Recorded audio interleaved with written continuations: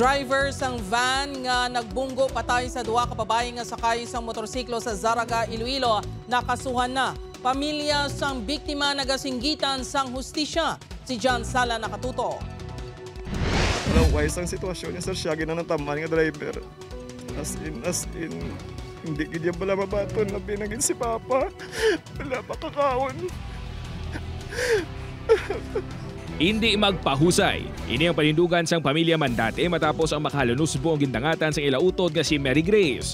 Suno kay alias Toto, sang nakitaan sini sa morgue sa ospital si Mary Grace halos hindi niya makilala ng utod. Bangod sa naagom nga pila sa lawas kag ulo. Gaan na sinili sa hustisya. Biskan pigado lang kami, sir. Himuan naman ang tanan. Manumduman niya nagapauli na sa syudad sang Iloilo ang mga biktima nga sa day Mary Grace Mandate kag backrider sini nga si Mara Cordova sang nabungguan sang van nga ginamaneho ni Jerry Gonzalez sa barangay Tubigan, Zaraga, Iloilo. Napasakaan na sang kasong reckless imprudence resulting to multiple homicide kag damage to property ang sospek. Apang nakapyan sa ini kahapon para sa iya temporaryong kahilwayan. Naptan pa ini sa news team kaina sa karsel apang nagpaiway sa gihapon nga magpa-interview.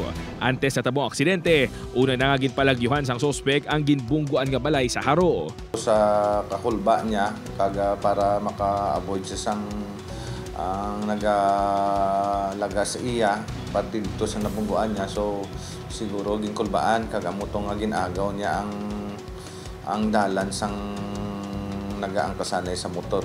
Hindi na mabalik pa ang kabuhi ni Mary Grace gani iluyag ni alias Totong ay palambot sa driver. Masakit lang bala nga.